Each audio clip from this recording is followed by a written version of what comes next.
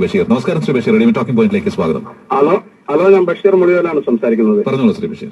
നിത്താക്കാത്തുമായി ബന്ധപ്പെട്ട് സൗദിയിൽ നിന്നും ജോലി നഷ്ടപ്പെട്ട് നാട്ടിലേക്ക് തിരിച്ചെത്തുന്ന പ്രവാസികളുടെ പുനരധിവാസ കാര്യത്തില് ഇപ്പോഴുള്ള ഗവൺമെന്റുകൾ ചെയ്യുന്ന എല്ലാ കാര്യങ്ങളും ഞാൻ അഭിനന്ദിക്കുന്നു.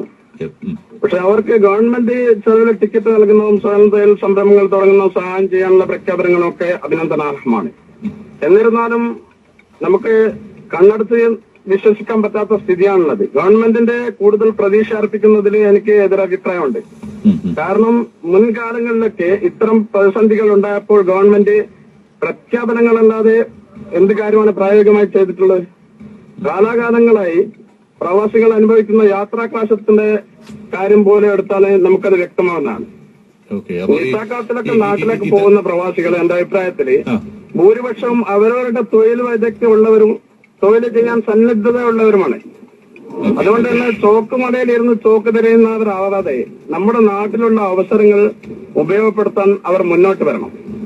പ്രവാസത്തിൽ നിന്ന് നമ്മൾ പഠിക്കുന്ന ഒരുപാട് കാര്യങ്ങളുണ്ട്. അധ്വാനശീലം നമുക്കുണ്ട്, അതുപോലെ അർപ്പണബോധമുണ്ട്. അതൊക്കെ നാട്ടിൽ ഉപയോഗിച്ചുകൊണ്ട് തന്നെ